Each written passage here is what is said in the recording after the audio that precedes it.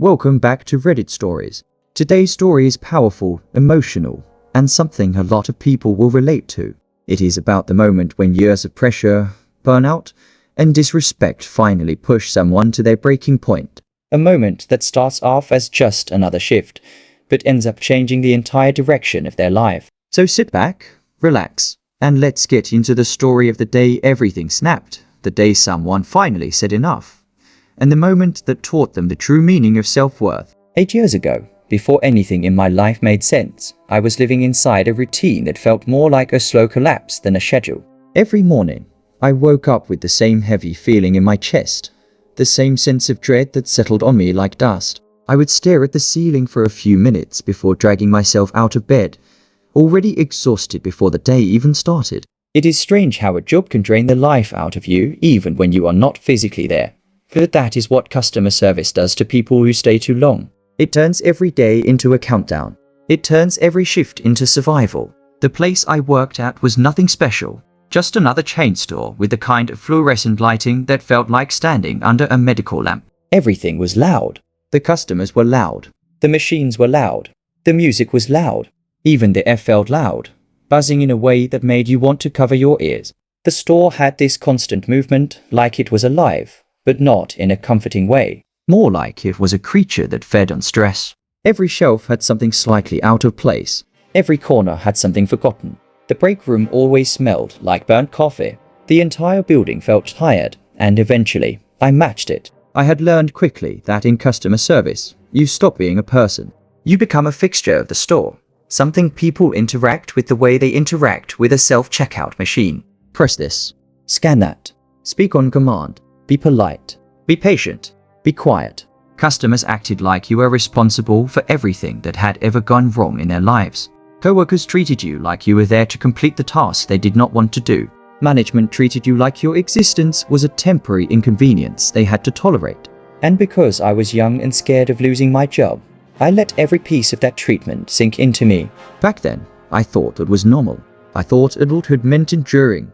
I thought work was supposed to break you a little. Every older person in my life had said the same thing. Work is hard. Bosses are strict. You need thick skin. No one ever said that sometimes the environment is toxic, not the worker. No one ever said you are allowed to leave. So I stayed, day after day, week after week, year after year, losing pieces of myself so slowly that I barely noticed until there was hardly anything left. My boss was the kind of man who should never have been given authority. There are people who led, and then there are people who control. He was the second type. He walked around the store with this permanent expression of disappointment, like every breath we took was somehow done incorrectly. He yelled at everyone, but he yelled at me the most. Maybe because I never talked back. Maybe because I tried the hardest. Maybe because I was easy to blame. Whatever the reason, he knew he could raise his voice, humiliate me in front of customers, and I would still show up the next day. That is what made his power addictive to him. I remember one day when a coworker burst into tears because he screamed at her in front of a full line of customers. She tried to wipe her face quickly, tried to pretend she was fine, but her hands were shaking too much to hide it. He just walked away as if nothing had happened. I stood there frozen, wanting to defend her, wanting to say something, but fear wrapped itself around my throat and kept me silent. That moment stayed with me for months, maybe longer, because it showed me exactly what kind of place I was giving my life to. The burnout hit slowly. At first, I thought I was just tired. I blamed lack of sleep. I blamed stress. I blamed everything except the truth. But then it got worse. I stopped doing things I enjoyed. I lost interest in hobbies. I would get home from work and lie in bed staring at the wall, unable to move. Everything felt heavy. Even small tasks felt impossible. I thought something was wrong with me. I did not realize something was wrong with the environment I was trapped in. One lunch break. I sat alone in the break room with a sandwich I did not eat. 20 entire minutes passed without me noticing. I just stared at the lockers on the wall, feeling nothing. That was when I realized the job had taken more from me than energy. It had taken pieces of who I used to be. But the day that broke me came suddenly, like a collapse. The store was packed. It was the kind of shift where everything felt like chaos layered on top of chaos. Voices everywhere, complaints everywhere, machines malfunctioning, phones ringing, a line so long it wrapped around an aisle. I was moving so fast that my hands hurt. Then the older woman approached the counter. She was holding a small bag, clutching it like it was valuable. She apologized immediately, even though she had done nothing wrong. She explained she needed to return something, but she was clearly nervous. Her voice trembled. I reassured her. I told her she was fine. I told her I would help her. And for a moment, I felt like I was doing something good, something human. The system we used for returns was slow and outdated. Every step required a code, a confirmation, a manager override. She apologized again and again, even though none of the complications were her fault. I smiled at her. I told her it was no problem. I wanted her to feel comfortable. That is what customer service should be. But before I could finish the process, I felt a presence behind me. Heavy, angry, familiar. My boss. I did not even have time to turn before his voice slammed into me. What are you doing? Why are you taking so long? Look at this line. You are slowing down the entire store. You always do this. You never think. You waste time. You make everything worse. His voice echoed across the room. Customers stared. Coworkers froze. The older woman flinched and whispered an apology even though she had done nothing wrong. Heat rushed to my face. My heart pounded. My stomach twisted. He kept going. Louder. Harsher. More personal. Words like incompetent, careless, useless stabbed into me over and over. I had heard it all before, but never this loud. Never this public. Never this vicious. And then it happened. Something inside me snapped. Not in anger. Not in rage. Not in fear. In clarity. A calmness washed over me that felt almost surreal. Like stepping out of a storm into silence. For the first time, I realized I did not have to stay. I realized I had been shrinking myself for years. I realized I valued a paycheck more than my dignity. And I realized I was done. I reached down and untied my apron. My fingers moved slowly, deliberately, as if they had already made the decision long before my mind realized it. The knot came undone with a soft pull. I folded the apron once, then again, smoothing it with my palm like I was handling something fragile instead of something that had strangled me for years. The room felt strangely quiet, even though I knew the chaos around me had not stopped. It was like my brain filtered out everything except the moment happening right in front of me. My boss stopped shouting mid-sentence when he saw what I was doing. His face twisted, confusion replacing the anger for the first time in all the years I had worked there. He opened his mouth, but no words came out. He just stared, as if the idea of me not taking his abuse had never even occurred to him. To him, I was someone who would always swallow disrespect, always return the next day, always endure whatever he threw at me. He thought he owned my silence. He thought wrong. I placed the apron in his hands. He did not even lift them. It slid against his chest and fell to the floor. A few customers gasped softly. My coworker at the other register took a step forward like she expected me to faint or burst into tears. The older woman looked devastated, like she felt personally responsible for what was happening. She whispered, "Sweetheart, please, you'll get in trouble." But for the first time in years, I felt untouchable. My voice came out steady. So steady, it surprised even me. "I'm done." 2 words. Quiet. Calm. Final. They hung in the air like a verdict. My boss blinked rapidly. Some mix of anger and embarrassment flashed across his face. It was not just that I was walking out. It was that I was doing it in front of customers, in front of his employees, in front of people who would now look at him differently. For a man who thrived on control, losing it publicly was unbearable. He finally managed to speak. "You can't just walk away. You're scheduled until closing." I looked right at him. "Watch me," gustus rippled through the line. A few customers even stepped back, as if the air between us had become charged. I turned without waiting for a response. My feet carried me across the store in slow, steady steps. Every aisle I passed felt like a piece of my old life falling behind me. The fluorescent lights above me buzzed loudly, but they did not feel harsh anymore. Nothing did. My mind was too clear. I pushed through the automatic doors. The sunlight hit my face like it belonged in a different world entirely. Warm, soft, free. I stopped for a moment just outside the entrance and inhaled deeply. The air tasted different. Cleaner, lighter. I felt my heart beat slow. The tension that had lived in my chest for years finally loosening. I did not look back. Not even once. Walking to my car felt like walking after surgery when the anesthesia is wearing off. Strange. Light. A little unreal. I kept waiting for panic to hit me. For regret. For fear. For that voice in my head to tell me I just ruined everything. But none of that came. Instead, I felt alive. When I reached my car, my hands trembled for the first time, not from fear, but from the release of everything I had been holding inside. I sat in the driver's seat and let out a long breath I did not know I had been holding for years. I stared at the steering wheel, then at the store through the windshield, watching people walk in and out as if nothing monumental had happened. But something monumental had happened. I had chosen myself. The drive home felt surreal. The world looked a little brighter. Colors a little sharper. Sounds a little softer. Every red light felt like an invitation to breathe. Every turn felt like reclaiming a piece of myself. By the time I pulled into my driveway, the weight on my chest was gone. The first night was strange. I kept replaying the moment in my head over and over. The shouting, the stares, the apron falling to the floor. The way my voice didn't shake. I half expected a knock on the door or a phone call demanding I return or threatening consequences. But none came. The silence was peaceful. The next morning, I woke up without an alarm. For the first time in years, my first thought was not dread. I made breakfast slowly. I sat by the window and watched cars pass by. I noticed how quiet the world felt outside of that store, how calm the morning air was. I realized how much I had missed simply being human. But as the day went on, doubt started creeping in. What if I made a mistake? What if I ruined my chances for future jobs? What if quitting like that made me irresponsible? What if people thought I was weak?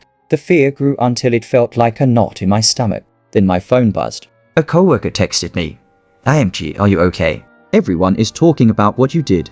I hesitated before responding. She sent another message. "Honestly, I wish I had your courage." Something inside me shifted again. Courage, me. I stared at the word for a long time. It did not feel real at first. But as the minutes passed, the truth settled in. What I did was not reckless. It was not impulsive. It was not unprofessional. It was brave. It was necessary. It was overdue. For the next week, I rested. I applied for new jobs at my own pace. I took walks. I organized things at home. I talked to people I had been too drained to talk to for months. I felt more like myself than I had in years. Within 2 weeks, I found a new job, one that paid better. One where people smiled at each other. One where managers treated employees like human beings. On my first day there, someone held the door open for me. Someone said good morning without sounding annoyed. Someone asked if I needed help learning the new system. I almost cried. I had become so used to hostility that basic kindness felt overwhelming. As months passed, I grew stronger, happier, more confident. I started setting boundaries. I stopped apologizing unnecessarily. I walked differently, spoke differently, thought differently. That moment in the store had changed me in ways I could never fully explain. But 8 years later, playing Jackpot City on my phone like it was any other night, the memory came back to me all at once. Clear, sharp, emotional. And I realized something important. That day was not just the moment I quit a job. It was the moment I stopped tolerating disrespect in every part of my life. The moment I stopped shrinking. The moment I started living. Even though years had passed, the memory returned with a clarity that surprised me. I was sitting on my couch, mindlessly tapping my screen, chasing bonuses and free spins on Jackpot City, when suddenly my mind drifted back to that old store. It happened so fast, it was like the present blurred into the past. I could almost smell the burnt coffee from the break room, hear the scanners beeping, feel the tension in my shoulders from endless shifts. That day came rushing back with all the emotional weight it had carried 8 years before. It was like my brain wanted to remind me of who I used to be, and who I promised I would never become again. For a moment, I just sat there, staring at the glowing screen in my hands, feeling that mix of sadness and pride at the same time. Sadness because I could not believe I had let myself suffer for so long. Pride because I finally walked away. It was a strange blend of emotions, like revisiting an old scar that no longer hurts but still tells a story. I thought about the person I was back then. Someone who believed enduring mistreatment made them strong. Someone who thought quitting was failing. Someone who thought staying silent made them professional. I wish I could go back in time and tell that version of me the truth. That strength is not suffering.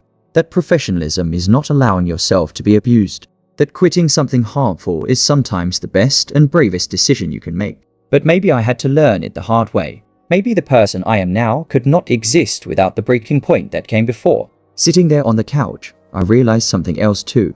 That moment did not just change my job. It changed how I approached everything.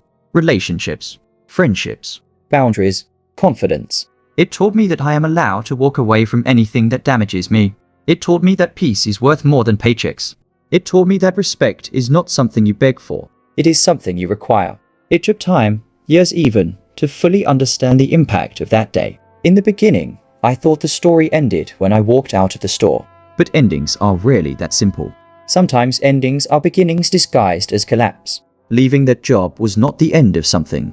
It was the start of everything that came after. Because from that day forward, I made choices differently. I saw myself differently. I knew what I deserved, and I stopped accepting less. I became calmer, more assertive, more sure of myself. I stopped letting people walk over me just because it was easier to stay quiet. I stopped shrinking myself to make others comfortable. I refused to be treated like I was disposable ever again. My family noticed the change first.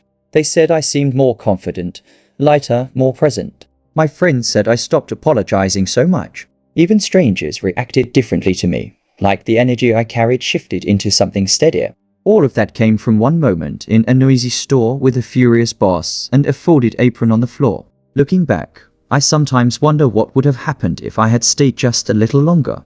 If I had swallowed that disrespect one more time. If I had convinced myself to push through another shift, another week, another month. How long before the burnout swallowed me completely? How long before I forgot the sound of my own voice? How long before I lost myself entirely? That thought always chills me, because it shows how fragile identity can become when you let the wrong people define your worth. But it also reminds me that the human spirit has breaking points for a reason. They are not failures. They are alarms, warnings, signals that something inside you refuses to die quietly. And I am grateful I listened. Sometimes I still drive past that old store, not on purpose, just by coincidence. The sign looks faded now. The parking lot always seems half empty. I wonder if my old boss still works there. I wonder if the store still feels suffocating. I wonder if other employees are stuck in the same cycle I was trapped in. Part of me hopes things changed, but a larger part knows that places like that rarely do. I do not go inside. I do not need to. The memory is enough. And honestly, the reminder is enough too. A reminder of where I came from. A reminder of what I survived. A reminder of the strength I found when I thought I had none left. It is strange how a building can hold so much history for one person while being meaningless to everyone else. But I guess that is the beauty of growth. Sometimes you outgrow the places that once held you hostage. That night, after the memory hit me out of nowhere, I put my phone down and took a long breath. Not because I was upset, but because I realized how far I had come. I realized that even though life is not perfect, I am living with a sense of peace and self-respect that my younger self could not even imagine. And all of that started with one simple decision. I'm done.